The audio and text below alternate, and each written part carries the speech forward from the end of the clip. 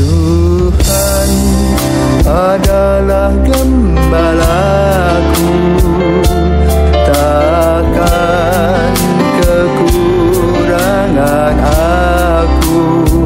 Saudara-saudari yang terkasih di dalam Kristus, selamat pagi. Salam jumpa lagi dalam Sabda Siap Saji, Rabu 5 Juli 23, hari biasa pekan ke-8. Marilah berdoa dalam nama Bapa dan Putra dan Roh Kudus. Amin.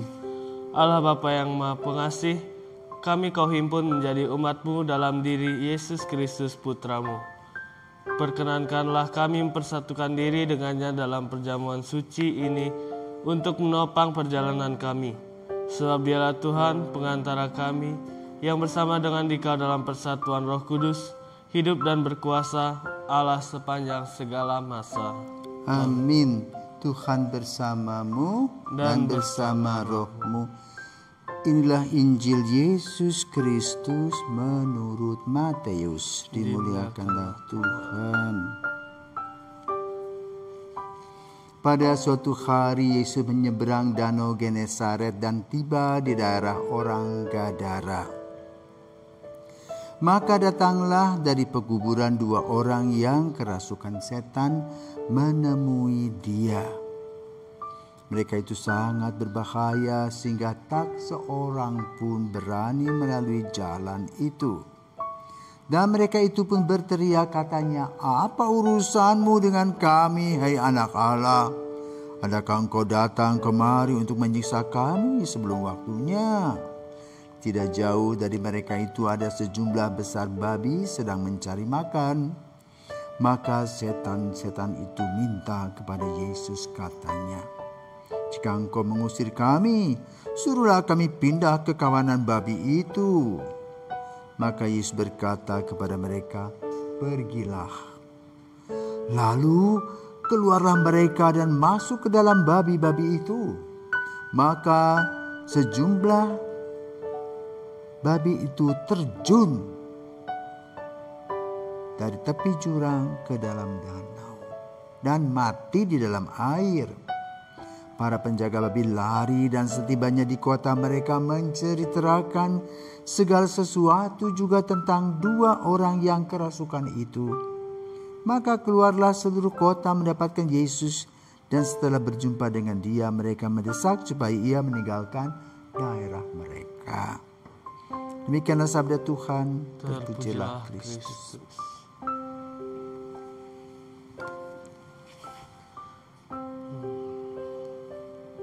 Romo, saya di sini kurang mengerti dengan maksud Injil hari ini. Ya, oke. Jadi begini ya. Dalam kehidupan kita ini ada orang yang sehat dan juga orang yang kurang sehat. Ya. Orang yang kurang sehat itu bisa sakit, misalnya batuk-batuk, ya. Tapi juga ada yang kurang sehat karena kerasukan. Perilakunya beda, tidak seperti biasa. Misalnya seperti kamu ya, kalau misalnya contoh, kalau kamu kerasukan, senyum kamu tidak ada, mukanya melotot saja, ya. Ya. Kenapa? Dikuasai oleh kegelapan. Kenapa hal itu terjadi? Orang sering melamun, atau karena mempunyai masalah yang berat, itu tadi melamun, sehingga pikirannya kosong. Dan itu merupakan bagian dari kehidupan kita, maka lalu janganlah kita suka ngelamun. Berpikir dan bekerja, berdoa. Dalam konteks Injil pada pagi hari ini digambarkan ada 2 orang yang kerasukan setan. Dan mereka dikatakan berbahaya. Bisa berbahaya pakai apa? Kenapa? Bisa dipegang batu, lempar. Ya? Atau juga kalau secara psikologis ya, ada juga penyakit yang disebut dengan schizophrenia. Mungkin pernah toh mendengar seorang bapak makan daging manusia, dia makan anaknya, dipikir itu makan paha ayam. Itu adalah penyakit schizophrenia. dia tidak sadarkan diri, maka bisa digolongkan kerasukan setan tadi. Ya. Nah, bagaimana membedakan orang itu sakit atau kerasukan? Kalau sakit atau stres, ya, pencet hidungnya, maka lalu mulutnya akan membuka. Kan dia harus bernapas.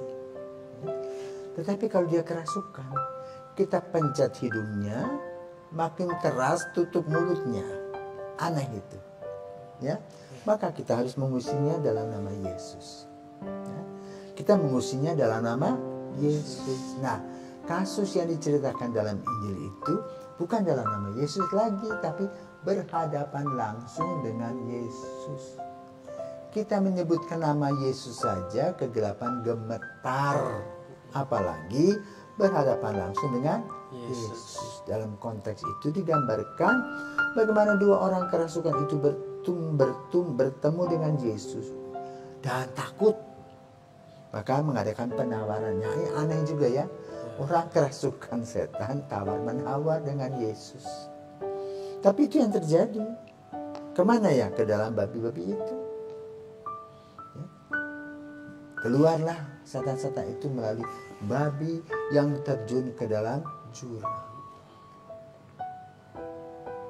Dan di akhir cerita, orang itu sembuh, tapi Yesus didatangi oleh orang-orang penduduk sekitar Gadara tadi. Disuruh pergi meninggalkan lokasi mereka. Kenapa? Mereka merasa bahwa Yesus merugikan mereka. Babi-babi mereka itu mati. Ya, seperti itu. Nah, konteksnya apa? Apa sih sebetulnya yang ingin diajar kepada kita melalui perikopa tersebut?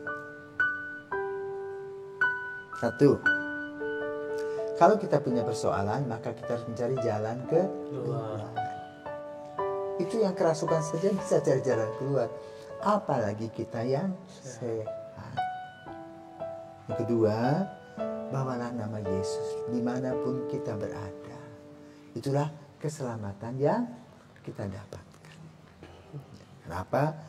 Kalau kita berbicara dalam nama Yesus saja, kegelapan sudah gemetar, apalagi kalau Yesus sendiri yang menangani masalah.